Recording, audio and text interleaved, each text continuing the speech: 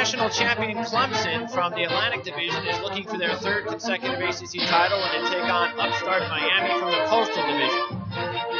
The Coastal hasn't won the ACC since 2010, and the Hurricanes haven't won a conference championship since their days back in the old Big East. We'll preview the game and the key players to keep an eye on as we go one-on-one with both Phil Kornblut and Gary Furman on the OFN meeting room with Greg DePalma.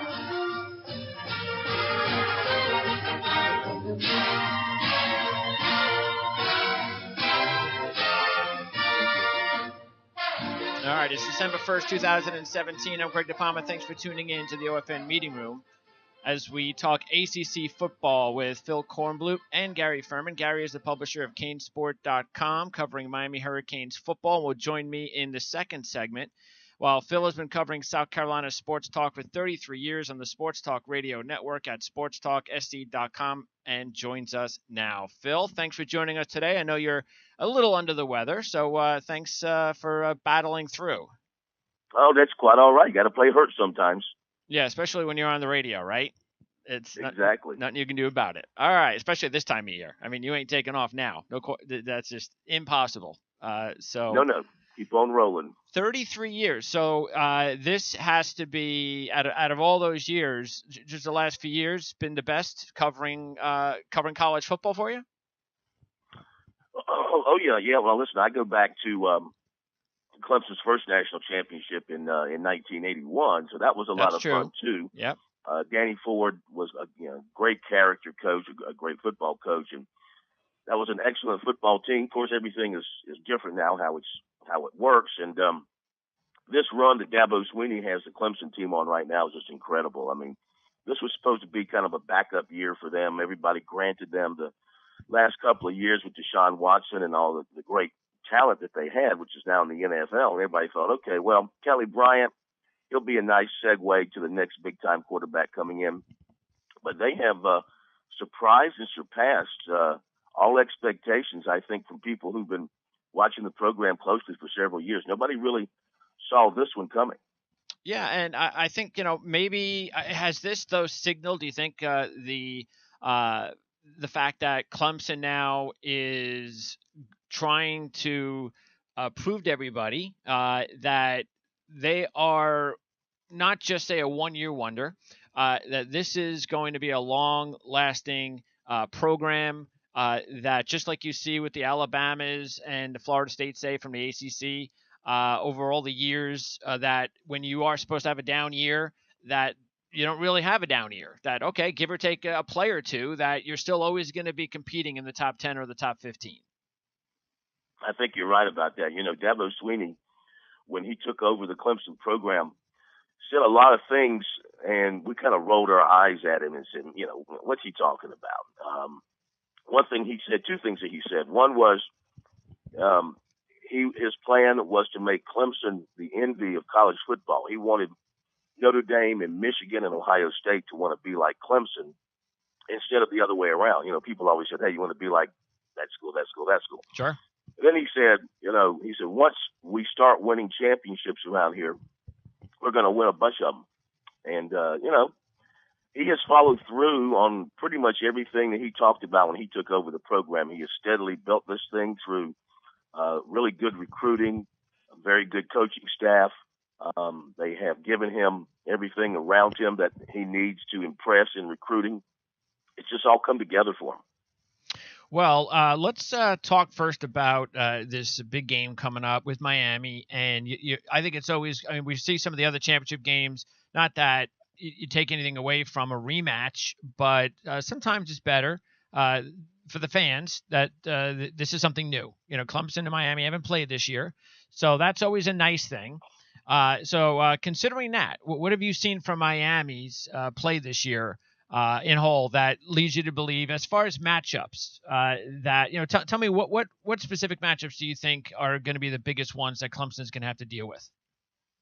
Well, number one, Miami's defense is excellent. They're very good at forcing turnovers. So Clemson has got to protect the football. Tigers have been pretty good at that. From time to time, Kelly Bryant has gotten a little bit loose with the football, but for the most part, he's been protective. I think you'll see Clemson with a pretty conservative game plan, especially if they get the lead. What they like to do is get the lead, kind of then use Bryant as another running back in there, run him a good bit, let their defense do its thing because Clemson's defense is outstanding. Sure. So I think Clemson's got to protect the football, number one, not give the chain gang over there on the Miami side a chance to celebrate and get some early momentum. I think you'll see Clemson early on probably try and go for a quick knockout. The Tigers do like to score quickly if they can. If they get good field position, they'll try and strike quickly and get ahead, and then do their thing. So a quick start for Clemson, a couple of touchdowns. If they can score early, get up on top, then I think you'll see them trying to grind this thing out and win the game and move on to the playoffs.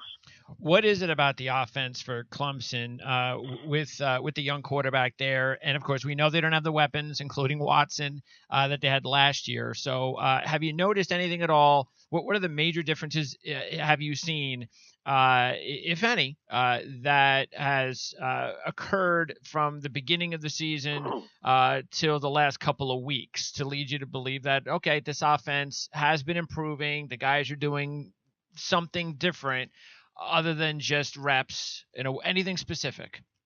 Yeah, well, it's not as dynamic an offense as last year's offense. I mean, Watson and those other players, I think there were 5, maybe 6 offensive players who went to the NFL off that team last year. Dynamic players, receivers, quarterback, and Watson made it all go. And that was an offense that averaged over 500 yards and 40 points per game. This offense is not quite that dynamic, but it has improved since the first part of the season, and that's because Kelly Bryant has improved. The development of freshman running back Travis Etienne has given them another weapon in the backfield. Their offensive line, has stayed steady. They have a very good, solid offensive line that runs about 8 deep, so they're pretty good up front. Mylan Richard has emerged as a little bit of a threat at tight end, something they didn't have at the beginning of the season as well. And then their receivers have been good. I mean, Deion Kane is a deep threat. Hunter Renfrow is a security blanket. Anytime it's third and in a passing situation, you'll see that Kelly Bryant looks for Hunter Renfrow, something short, curl pattern, dig pattern, something to get the first down. He's very dependable from that standpoint. And then there's Ray McLeod. He's kind of the wild card. He's a receiver. He's a punt returner. You can put him in the backfield. You can put him on the jet sweep. He's got tremendous speed. They like to get the ball in his hands. He can make the big play. So not quite as dynamic as in the past, but they still have their weapons. And I think just as the season has progressed and Brian has matured as a quarterback, it's become more steady.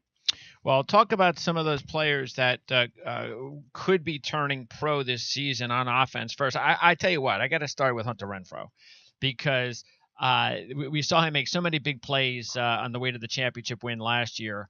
And like you just said, that's a guy that Bryant wants to look for in key situations. This guy looks like, to me, he's as – I know everybody's going to, when he decides to come out, okay, what's his 40 time and what's this and what's that. But the kid, all he does seems to do is make plays, seems to have great hands, clutch receiver. And we know how valuable those types of receivers are, maybe like a Julian Edelman type. So you've seen a lot of them come and go at Clemson. What do you think about Renfrow and his ability and how he's going to fit perfectly into the pro system? Yeah, he is a great story, and I think you pretty much summed him up. He's a walk-on originally. He comes from a great football family. Dad was a high school football coach. He was an option quarterback in high school down along the coast of South Carolina, and basically was the team. You couldn't stop him. He also was an outstanding baseball player in high school, and he walks on at Clemson, and the rest is history. Yeah. He made his name against Alabama in the national championship game, catching 2 touchdown passes the first go-around. Second go-around, what does he do? He scores 2 more touchdown passes. That's 4 touchdown passes for a walk-on against that great Alabama secondary. And now this year, he leads the team in receptions with 50. And like I said, when they need that big catch, that clutch chain-moving catch, he's the guy they go to. So, yeah, look, if you're going to look at all the measurables, that the NFL people look for related to the draft. You're probably not going to find it in him, except the immeasurable stuff like heart and winning and all that kind of stuff. He possesses all of that. And what about Kane? What do you think? Because he'll be a matter of fact, our lads rates him as the 5th overall underclass wide receiver right now. So we've seen some really good receivers come out of Clemson over the last several years. How does he compare? Well, he's right there. I mean, he's their down the field big play guy. He's second on the team in receptions. He is averaging about 13 yards per catch. So he's a former quarterback in high school, and he's emerged. Went over the 100 reception mark for his career this year at Clemson. So he fits in the same mold as your Mike Williams and your Sammy Watkins kind of receiver, a tall kid with speed who can get down the field and make the big catch for you. Just a good athlete at wide receiver. Who's the best one you've seen over the last 4 or 5 years, or all those great ones, including Watkins and Hopkins? If you had to pick one, who was the one? Yeah, really. You mentioned Watkins, Hopkins, Mike Williams. Yep. Mike Williams was a great story coming off a broken neck the year before. Then he turned around, had a great year last year. I don't know. I'd have to say Sammy Watkins was the one that kind of helped put them over the top. Okay. Sammy was, his speed was outstanding, and in their offense, you throw the little short pass to him, and he was that one guy that could take it the distance on that short pass. And again, he had the speed to get down the field and behind the secondary, had great hands, great feet.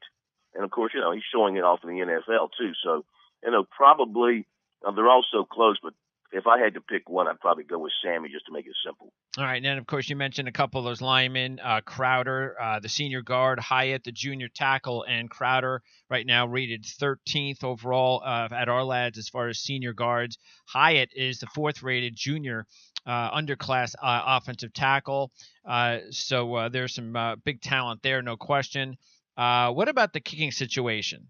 Because that was a big loss earlier this year when you lost your ACC kicker. How's that gone? And what if they need a big kick over the, let's just start with Saturday. If they need one, how's that looking? Well, they hope they won't need one. It's been shaky at best. Okay. Alex Spence has stepped in as the kicker, and it's been a bit of a hold your breath situation for Clemson when it comes to that. He's been not steady out there. He missed an extra point against South Carolina the other night in their win against the Gamecocks. So, yeah, it has not been good to say the least.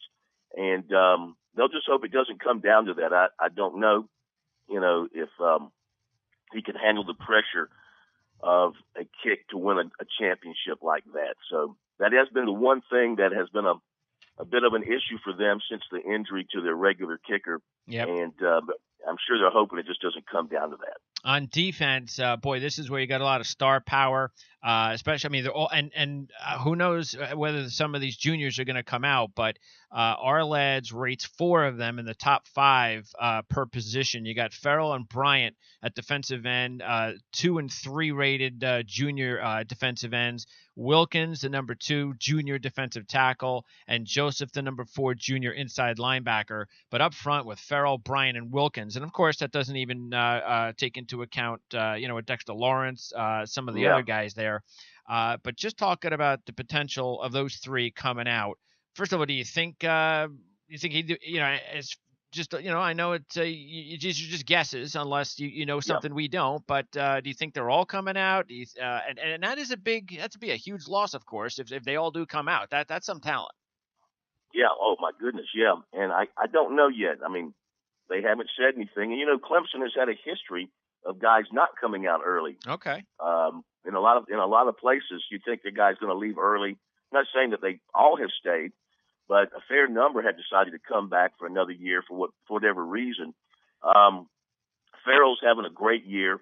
He was a guy that was hurt his knee coming out of high school. Took him a little while to get back into it and get back up to a high level. He's now playing at a very high level. Bryant, you might recall, hurt his lower leg early last year. Mm-hmm. Cost him a lot of playing time, and he's come back and played. He's sort of the leader of that defense, I think, and just in terms of the emotion. Christian Wilkins is a great player in the middle. He's a little quieter among the players, but he too is an unbelievable force inside. All three of them could come out. There's no question about it. I can't speak for any of them right now because none has said what his plan is going to be at this point. But, the thing about Clemson, if they were to lose those three guys, they feel like they just go next man up. I mean, you got a guy like Chris Register waiting to step up and play. Okay. Guys like Justin Foster or Xavier Kelly waiting to step up and play at the defensive end spots. They've recruited so well. They take these younger guys, they redshirt them, they bring them along, and when the older guys leave, they just slip them right in. And, of course, in their incoming freshman class, they're counting on the number one defensive end in the country, Xavier Thomas, to come in and play early next year, too. So even if they lose Farrell and they lose Bryant, which is entirely possible, they feel like they've got good people waiting in the wings. All right. And what about the back seven? As I mentioned, you have Joseph, rated 4th overall for junior linebackers. O'Daniel is leading the team actually by just one tackle over Joseph.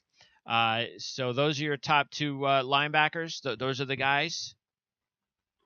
Well, yeah, and another one who's a younger guy, and he is out for this game, unfortunately, Trey Lamar. Okay. Is the guy you'll be talking about a lot next year, 6'4", 250, and he's just a plugger in the middle.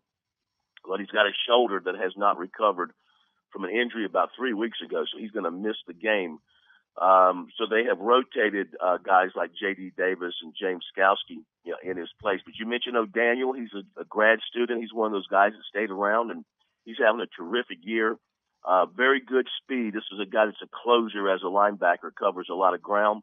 And then Kendall Joseph is a bigger linebacker at 225, who's just been an unheralded guy from South Carolina, who just worked his way into being a really good football player and into a draft prospect. So those two guys, I think, will definitely have a chance to play at the next level. And if Joseph decides to come out now, he still has another year of eligibility. All right, and how's the secondary doing? I know we lost a couple of key players last year. And with the talent, of course, that you have up front, I don't want to say it's the weakness, but it's not the strength. So how's the secondary doing? Well, it's not bad. I mean, they've had a revolving door back there because of injuries. In fact, they'll be without one corner who would be starting, Mark Fields, the son of the former NFL linebacker. He's been out for several weeks with a foot injury. And in fact, for much of the year, they've been missing a guy who would have been a starting safety for him. Marcus Edmonds been out with an injury much of the year. Ryan Carter at a corner is a grad student who's played very well for them. He's the guy that had the pick six early against South Carolina last week. So he's a very good cover corner on one side. Then they're young in the secondary. Trayvon Mullen is a corner. He's a sophomore on the other side. And then your safeties are Kayvon Wallace and Van Smith, both underclassmen, or Tanner Muse. Now, Tanner Muse is an interesting study. He's a big guy. I mean, he stands back there at the safety spot. He's like 6'4". They list him at 6'2". Looks like he's 6'4". Just a big kid back there, a former standout baseball player as well who chose to go football. And he's been playing with a broken hand. He's had a big old club on his hand the last few weeks. But he'll be able to play against Miami. So, again, it's a talented group, a little bit younger than maybe they had thought they would be going into the season, but the injuries have forced them to play some of these younger guys. And for the most part, they've stepped up and done a nice job. It'll be a good test for them against some of these Miami receivers, even though Miami is down their starting tight end and another top receiver. All right. Now, what do you think about just, gut feeling about the game from what you've known from your team, watching them all year, and what you've seen from Miami, matchup and everything? What kind of a game you think we're going to see? Well, I mean, obviously I'm influenced by seeing Clemson as much as I do, and knowing the way these guys carry out their business. They won't be fazed by the setting whatsoever, so that's a couple of points in their favor. I mean, most of these guys have been through this. They're used to being in the limelight, and so this is nothing new to them. It will be new to Miami. Miami seems to, I don't know if they've plateaued. They lost that game to Pittsburgh. The quarterback has struggled the last couple of games. I mentioned a couple of their key offensive players are out. I look for Clemson to, they're a 9-point favorite in typical Clemson fashion. I look for them to have a dominating defensive performance and smother Miami's running game. Brent Venables is maybe the best defensive coordinator in the country, so he'll have a very accurate game plan for Miami's offense. And I look for Clemson to do what they do, which is smother the running game and make the quarterback beat you and force him into mistakes. And then offensively, they'll take their shots down the field, but a lot of underneath, a lot of jet sweeps, a lot of using their speed to spread you out, then hitting you with ETN or Tavian Feaster in the gaps in the middle. So I look for Clemson to win. I look for them to cover and to go on to the playoff for a third straight year. All right. Well, I am actually leaning towards that myself, full disclosure. So I'll have to, I don't know if I'll tell Gary that. But no, that's because, look, I actually picked Clemson last year during the season to win early in the season to win the national championship. So I've been behind this program. I'm feeling what's going on there. And I am a little bit concerned, of course, with if they get into one of those spots again in the playoffs, if they get there, which I think we both think they will, because Deshaun Watson was so good at getting them over the top. And I don't know whether or not that can happen with this team, but they may need to play a lot better defense, which is what they've done. So if they can play better defense this time around, not force Bryant to have to win the game the way Deshaun was able to do, then because we know every team's different, and maybe that's the way Clemson can win a national championship this year. But first things first, and that's win the ACC championship, and then hopefully we'll get an opportunity to talk in a few weeks before a playoffs scenario. What do you think about the playoffs right now, the way it's set? You think anything in particular regarding what we're going to see on Saturday, SEC, anything at all? Well, I'll tell you, I think it's going to be a crazy weekend because, the big elephant in the room, no pun intended, is Alabama sitting on the outside waiting. Yes. And will things happen that will give the committee an out to get Alabama in? That's what everybody's waiting to see. I think, will Wisconsin have enough to beat Ohio State and hold the spot? The Clemson-Miami winner is this is supposed to be like an elimination game between those two. So there's going to be some movement, no doubt, on Saturday and some openings and what the committee does to fill the spot of the losers there is going to be, it's going to create a lot of controversy, which is not bad for college football. I mean, the one thing you don't want to lose from college football is the controversy and the conversation. You're going to make people mad. You're going to think the conspiracy theorists will be thinking, they're trying to do this, trying to do that. But you know what? That's what has driven college football for so many years, all the conversation and the controversy. And I think we're going to have that this weekend because, there's no way to foretell how all this is going to play out. Georgia could beat Auburn just as easily as Auburn could beat Georgia. If Georgia beats Auburn, that knocks Auburn out, so that opens up one spot. I expect Clemson to win. Wisconsin, I think Wisconsin will have enough this time for Ohio State and hold on to their spot. Oklahoma should probably hold on to their spot. So there'll be a slither of opportunity there for Alabama to slide in there if somebody pulls off a surprise this weekend. Yeah, Kevin Noon from Buckeye Grove. I interviewed him yesterday at the Ohio State situation, and he thinks that because, and I understand where he's coming from, that because the committee is going to try to do everything they can to not put in two teams from the same conference, that if Ohio State were to beat Wisconsin, that he feels pretty strongly that if it's between Ohio State and Alabama, that Ohio State's going to get in. Yeah. Well, the committee has always said conference affiliation doesn't matter. It's the four best teams. They don't care. That's this true. Is what they have stated. That's what they say. We don't know. We don't know what they stick to that in the room, but that's what they say. Got to kind of take them at their word, I guess. Yeah. I was a little bit confused last year with some of the decisions they've made, but it seems like they make the decision, and then whatever it is that they want to tailor their and explain exactly why they make those decisions, that they can do it, and then you can just agree or disagree with it. Exactly. So, Phil, I appreciate it. By the way, yes, Deshaun Watson, I just want to let you know, he's awesome. I was trying to we were doing the draft shows last year, and I was letting everybody know in advance that, man, he's going to be the best quarterback of this group. I thought that everything that we saw, even though I didn't expect it that soon, I felt was eventually going to come. Hopefully he's back and healthy, because what we saw is just the beginning. I mean, that guy is a winner. What Coach Swinney said was exactly, he was prophetic, and I agreed with everything he said about Watson being, man, you pass on him, it's like passing on Michael Jordan. Yeah. Listen, I'm no draft expert by any means, but a blind man could see that Deshaun Watson is a great quarterback and would be a winner in any NFL system. He's too smart. He's too talented. He's too dedicated. And, look at the guys taken ahead of him. Do you think Chicago wishes that they had taken Deshaun Watson instead of Mitchell Trubisky? Yeah. Maybe they see a future for him. But, I mean, Watson, his future is now until he got hurt. I mean, he came right in and elevated Houston into a playoff contender and a big threat right away. So, hey, that's the draft, man. You never know. That's right. And it's a fun time of year. But first things first, let's get the games over with for this year. Phil, I appreciate it. Get that cold taken care of. Enjoy the game tomorrow night. And again, we hope to talk to you again before, for your sake, before the playoffs begin. You got it, man. I'm going to go soak my head right now. So thank you. Thank you, Phil. All right. So once again, Phil Kornblut, joining us here, and he's got over 33 years of sports talk experience in the South Carolina area, which is right next door to where I'm at in North Carolina. So there you go. Clemson. We'll be getting the Miami side of things in just a few minutes, and when we do that, of course, Gary Furman is going to join us, and he was with us about a month ago. And we were able to get his take on a lot of the key guys to keep an eye on as far as the future for the Miami Hurricanes in the NFL draft. So I'm not going to get into that too much here when we get Gary on.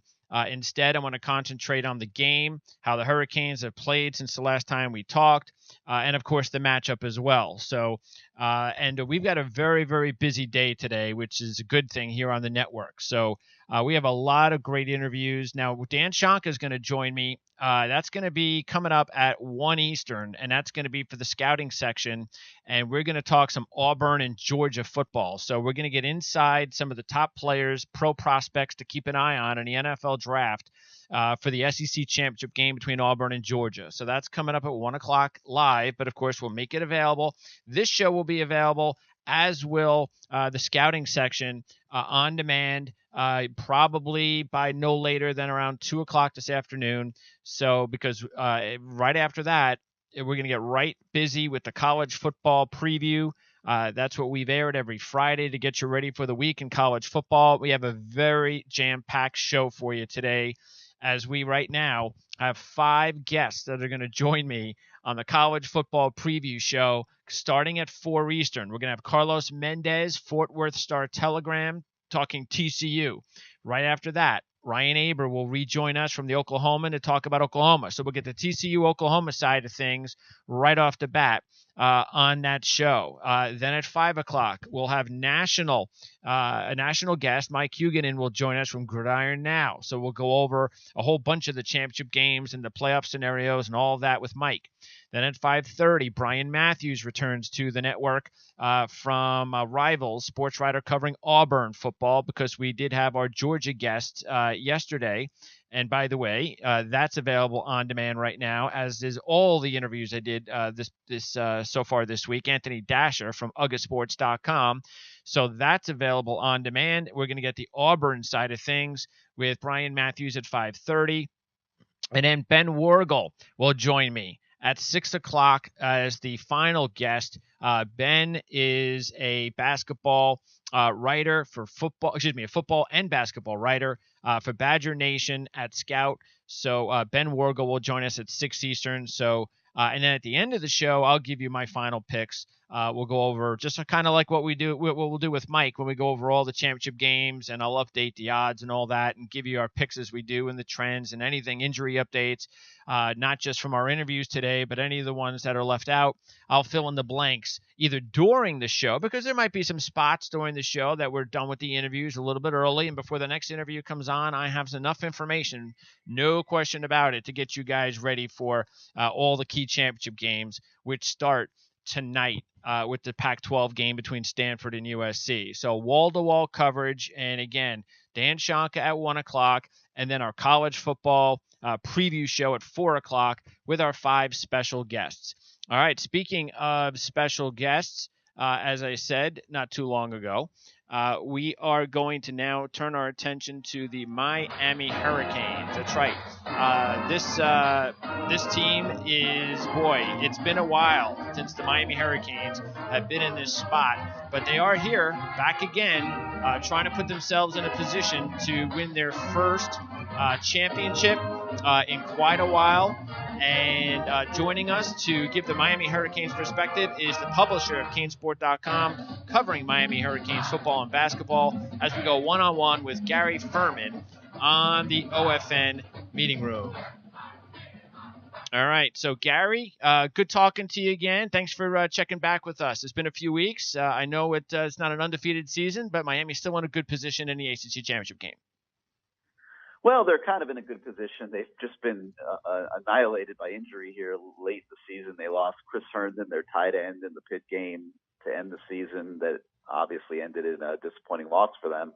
And then this week in practice, they lost their best receiver, Amon Richards, to a knee injury. So a little bit of a crippled Miami team going up to Charlotte, but they're not into excuses in that program anymore, and they feel like they still have enough to be very competitive in this game. They bring a defense that is at full strength, that has really been the heart of the team the entire season. And Mark Richt always has confidence in his ability to game plan. So if Malik Rozier's had a good week of practice, if he can go up there and execute what they've put together, and Miami can sustain drive Clemson, I think lots of times Miami falls into the big play trap, and it's going to be a little bit more difficult against a team like Clemson. They're going to have to be able to sustain 7, 8, 9, 10 play drives to go down the field. And if they can execute with a level of consistency and accomplish that, then they should be in the game in the fourth quarter. Yeah, I don't think there's any question. You would agree that if they're going to have a shot, they're going to have to play the best game that they've played all season. That means they're going to have to play even better than they played against Virginia Tech and Notre Dame. But bottom line is they're going to have to play in that zone of quality that they did in those games. If they get out to a slow start like they have. Yeah, I don't know if that's necessarily reality. I mean, I think they got their best games together for Virginia Tech and Notre Dame. I think if they can just replicate that level, Greg, and prove that they can do it outside of their home stadium, then that's key. It should be a very good game. Yeah, I remember when I was talking about the game last week on the network, I thought that was a danger spot. I thought part of the reason was they were going on the road for the first time in a while, and they really had only been on the road a couple of times, really since, of course, actually that was only their second road game since the Florida State game, and so that now it's not a road game, but it's away from home, and we know how much those kids really get pumped up in front of that home crowd. Yeah, no doubt about it. I mean, the Pitt game, let's be honest, they were served up like Thanksgiving turkey for that game. Like you said, going back on the road, it was a noon game on a Friday, half-empty stadium. They had this huge Thanksgiving feast the night before, and they had won 15 straight games, Greg. Who wins this many games in a row? Yeah. It's like, the law of averages, was totally against them, and they got caught.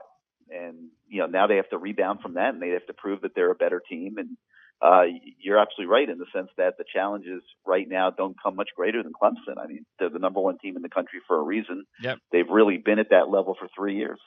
Yeah, I think you tell me, but I think the no question, Miami's got to stay away from the turnovers.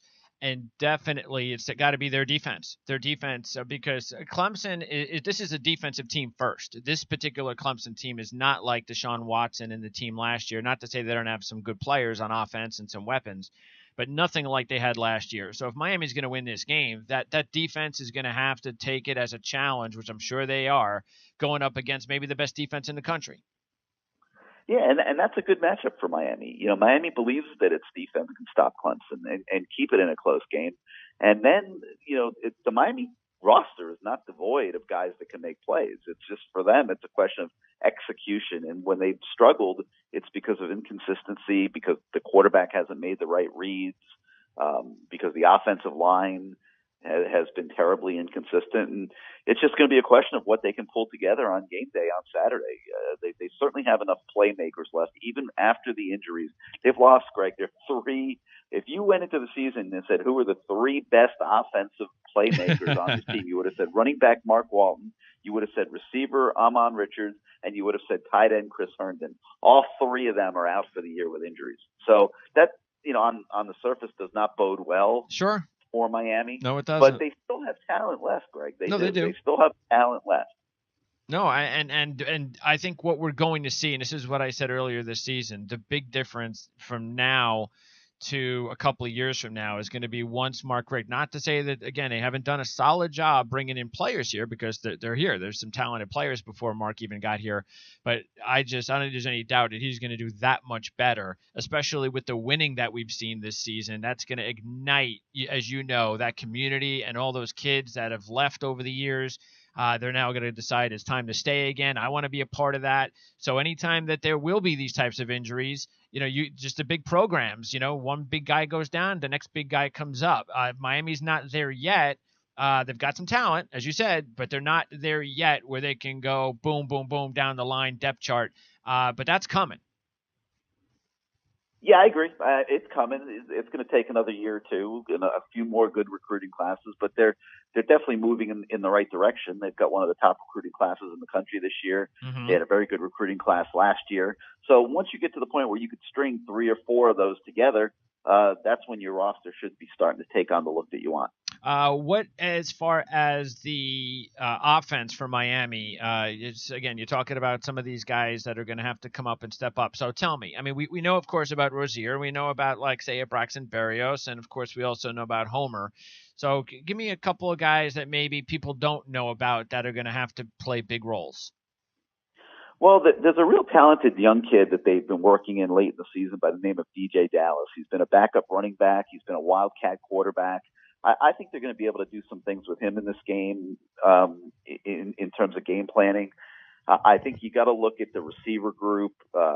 Darrell Langham has made some plays throughout the year. He made the big plays actually in the Florida State and Georgia Tech game, between them winning and losing. So I think you got to look at him.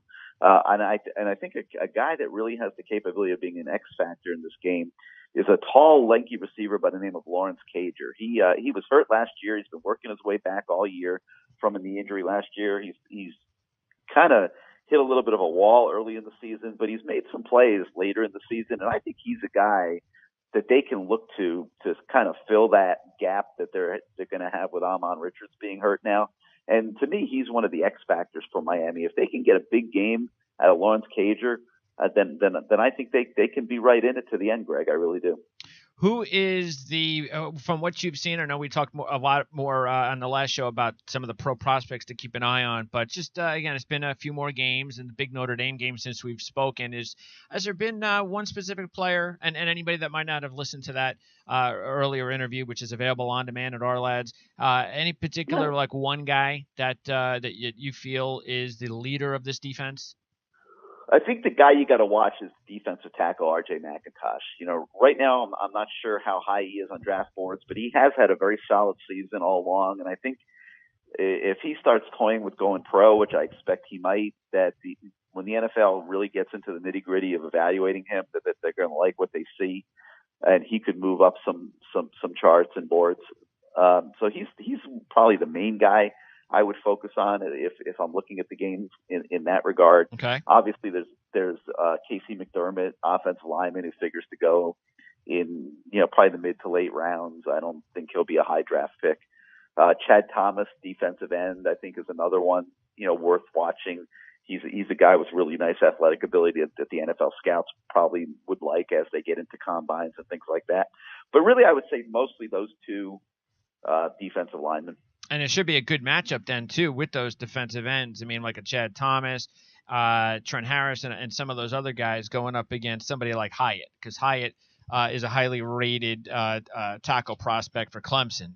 And so those are the kind of matchups that we like to see. So, especially. Yeah, and those kind of matchups worked well for Miami in the Notre Dame games. They went up against guys that were regarded at the top of the draft, really, and did a phenomenal job against them. So they're not going to be intimidated by any offensive lineman that they come across.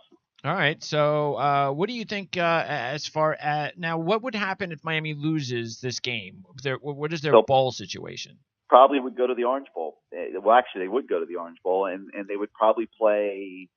I'm guessing, depending on how things fall, they could be put in there against Alabama. Wow. If Wisconsin were to lose against Ohio State, maybe they would get Wisconsin.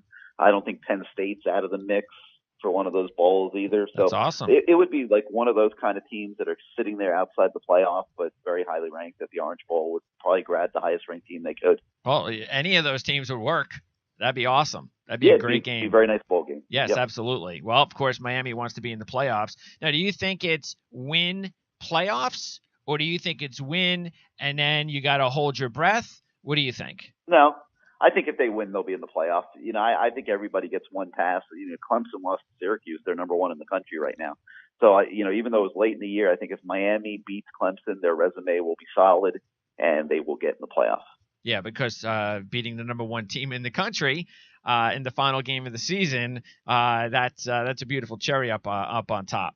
All right, no doubt. And let's remember, Miami was number 2 a week ago, and was positioned to be the number one team had they not wet the bed, so to speak, against Pittsburgh.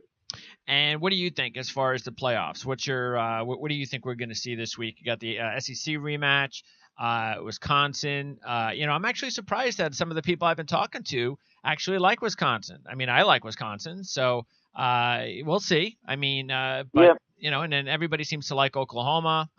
Nobody seems to have an opinion on Auburn or Georgia because, of course, we don't know about Kerryon Johnson. That's a big deal. So what do you think? Yeah, I mean, Wisconsin's sort of, been hanging there the whole year and haven't fallen, which I think, the law of averages would suggest that it's their time now also. Maybe. But Ohio State hasn't been typical Ohio State. And, it's going to depend really how they show up. I think Wisconsin is prime for the upset. I don't think there's any question about that. And Ohio State certainly has the quality roster to do it. But there's been something missing with that team this year. I'm not quite sure what, Greg. Maybe you've watched them a little closer than me, but when I've seen them, they haven't looked like the same Ohio State for whatever reason. So we'll see what happens there. I think in the SEC, boy, it's awfully tough to beat teams twice. But Auburn's playing extremely good football right now. So if anybody can do it, it's them. But Georgia's really, to me, has been the surprise team in the country this year. They've shown up way better than what anybody expected. At the end of the day, they have a true freshman quarterback. Yep. Auburn is able to make them throw the ball to win. You wonder, how that freshman quarterback is going to hold up under that kind of pressure. So if I was making a pick there, I think I would go with Auburn, even though it's tough to beat a team twice, just because they're playing so well right now. The other, I guess the Oklahoma, I expect to take care of TCU. I expect them to be in the playoffs. Yeah, see, the thing with Auburn, and I mentioned this a few weeks ago, is sure. I mean, even though I picked them to win before the Alabama game, the national championship, I did say that the one thing I am concerned about, though, is not that I don't think that they can win the championship and they might be the best team right now the way things are going, but it's going to be so hard to beat Georgia, Alabama, Georgia, 2 playoff teams. I mean, that is a lot of winning against some really good teams, and you can't slip up once.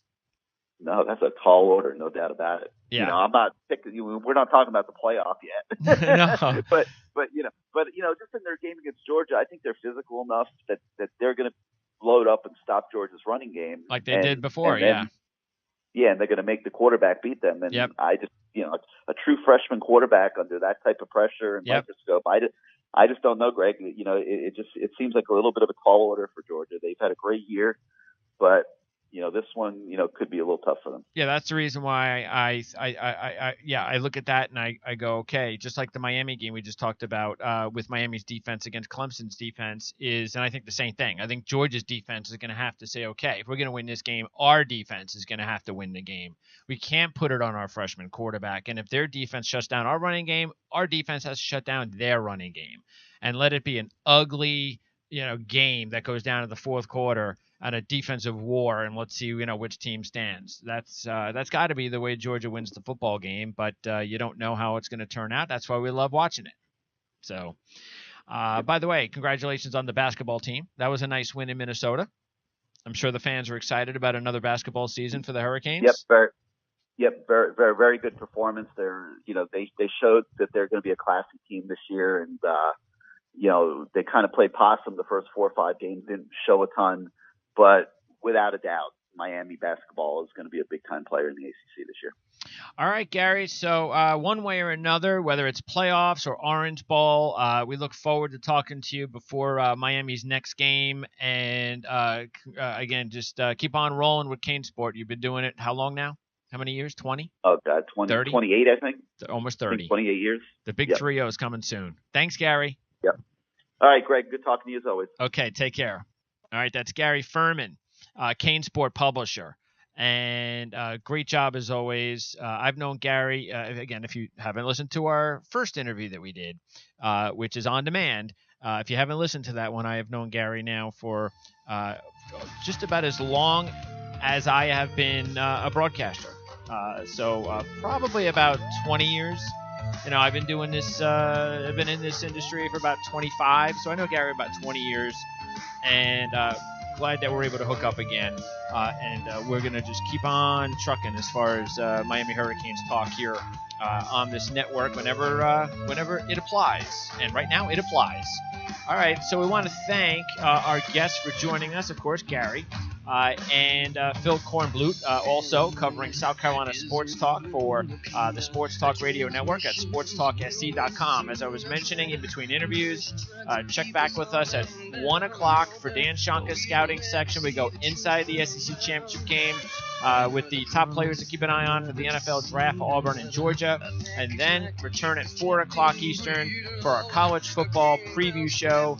That's when we have 5 guests talking TCU, Oklahoma, Auburn, Wisconsin, and a national interview. And we'll at the end of the show, we'll give you our final picks for all the big games. And we'll be talking in between the interviews as well, as far as everything going on, as far as tonight with the Pac-12 championship game, and tomorrow with all the other championship games, and Florida State, of course, needing a win for bowl eligibility, and some of those Sun Belt games too. Hey, that matters.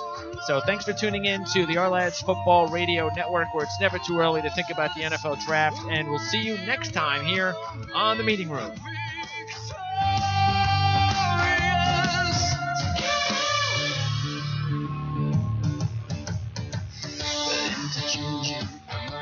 Control, come let the revolution take its toll.